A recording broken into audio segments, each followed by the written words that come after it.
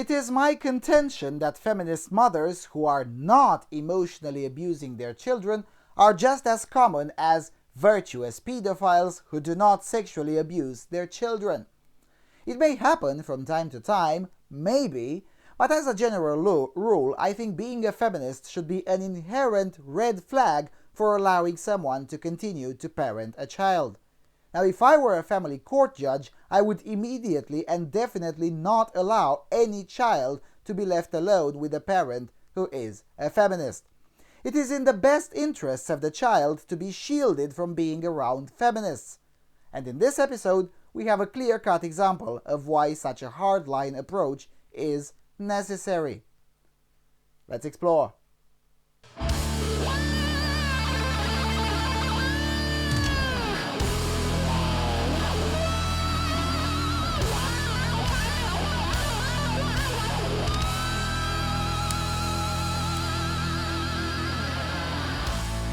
Hello everyone and welcome to the Freedom Alternative. Now, it is no surprise that here at Freedom Alternative we regard feminism as harmful and for the most part essentially a mental disorder. We also did cover in the past the fact that feminist or other social justice types of parents can oftentimes be dangerous for children. But this particular case is perhaps emblematic as to why feminism should at least be considered a red flag, if not an immediate disqualifier for one being allowed to parent a child. Now, please bear with me because we need to get a full grasp of this case. So, first of all, let's read an older article published on April 27, 2016 on the Huffington Post. Now, I'll read this one in its entirety, so please bear with me. So, Huffington Post, I knew my son was depressed, but I didn't know he wanted to die. Quote, the first time my son was suicidal, there were only a few clues. He had been withdrawn and spent a lot of time in his room playing video games. It was summer vacation then, and I worried a little bit, as moms do, but it never dawned on me that he wanted to die. I thought perhaps that he was depressed. I didn't find out about my son's suicidal thoughts until his friend told her parents told his school, and his school called me. It was a game of telephone, but this time the meaning remained intact. My son wanted to die, they told me, and when I asked him about it, he admitted it was true. I took him to therapy, and he went back to school, and I breathed a sigh of relief that his depression went away as silently as it had arrived. The second time my son became suicidal, I began to notice some of the same signs. He was withdrawn and irritable, and he stopped playing with his little sisters like he used to. When his friend texted me to tell me he was making a plan to kill himself, the bottom dropped out from under me, but a little tiny piece of me knew. I made a mental note of the signs as I spoke to his therapists and doctors, and it was comforting to think that next time, if there was a next time, I would know the signs. I would see it coming. My son spent the first few days of school in a mental hospital this year. The doctors told me he would be fine. He had a safety plan, but they put him on antidepressants for what they termed severe major depressive disorder, as they said the medication would help him. He told me the medication helped him. I believed the medication helped him. I had to believe we wouldn't end up in that hospital again. It's been several months since my son's second suicidal crisis. He has an IEP for depression now, and with that help he easily brought his grades up and began going to school regularly.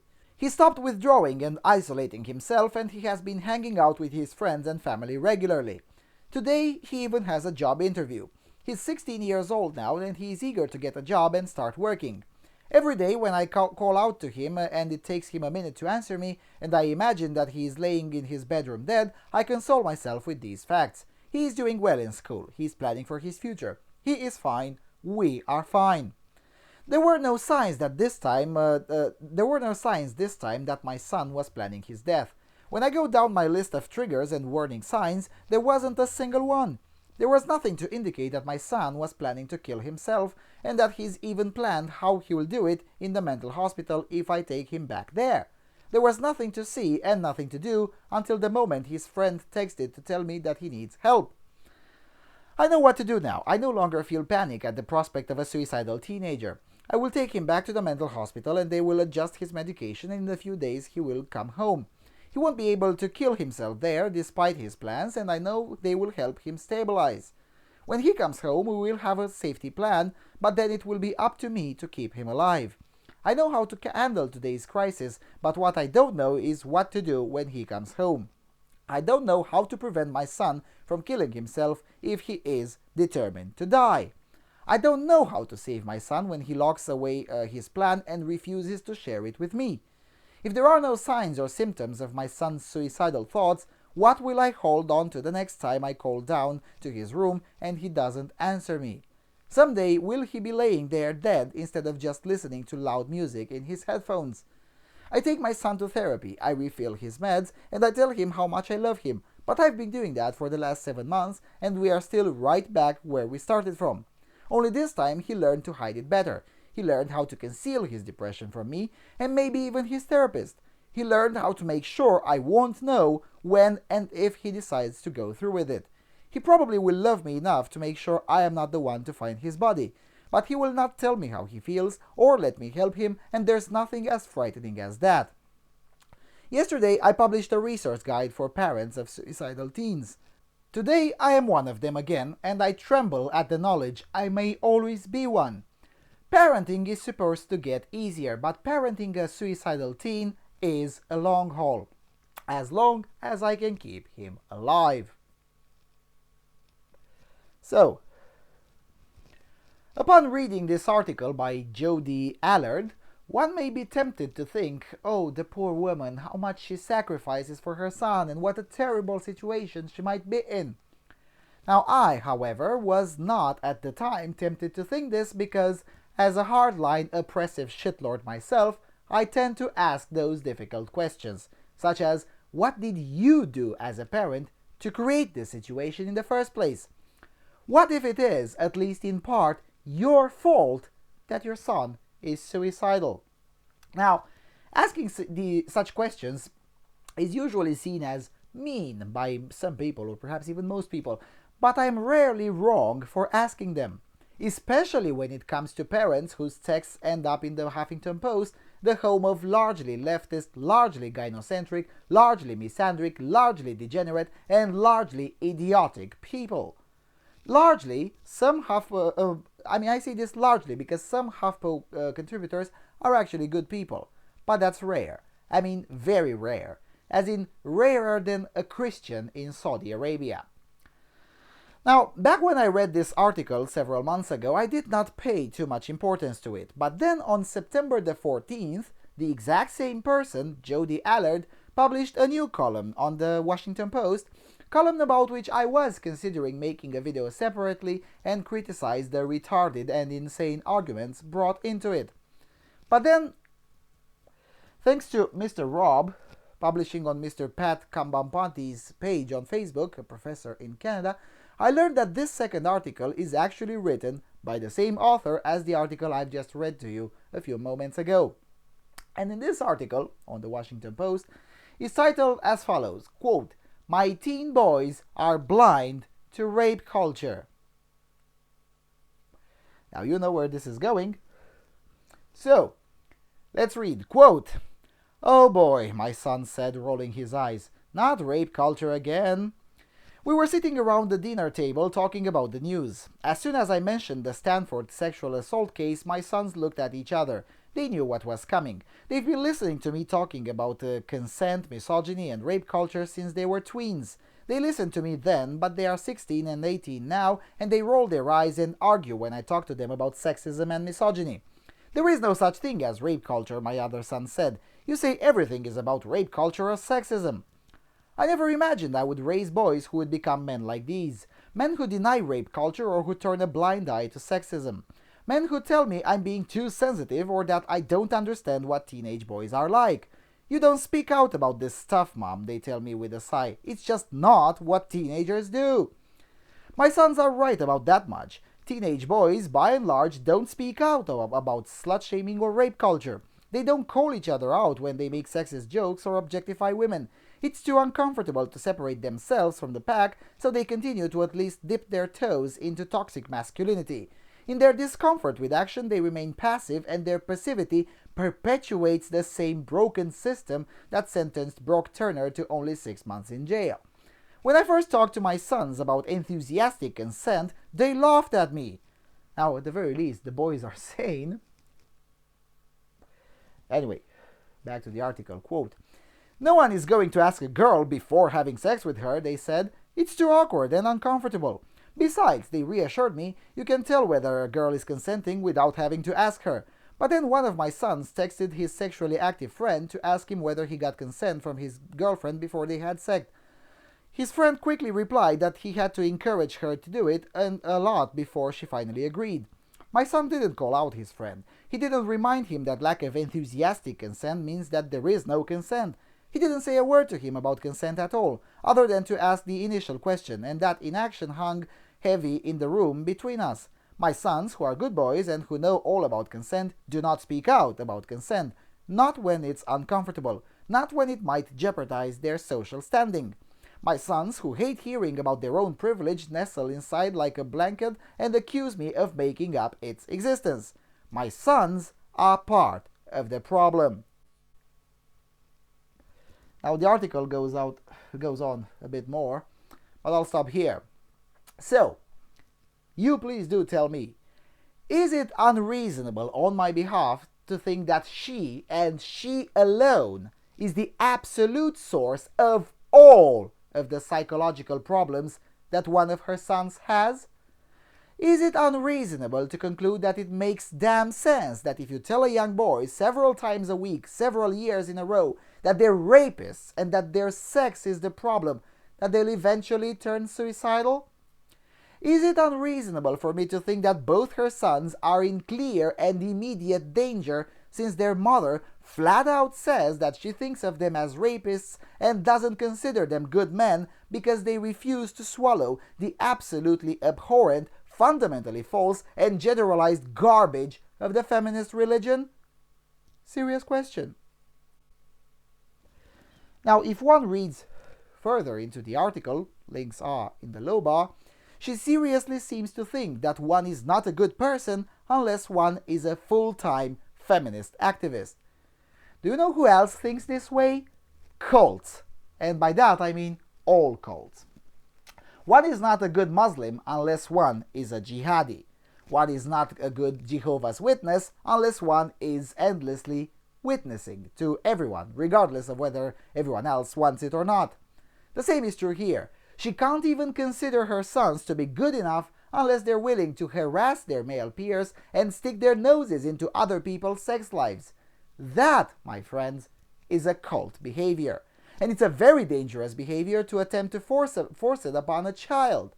Particularly a child that you know for a fact that may be suicidal.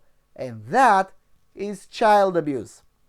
This is what cults do with people in general. It makes them commit the most atrocious abuses with the full approval of their misguided conscience, even upon their own flesh and blood.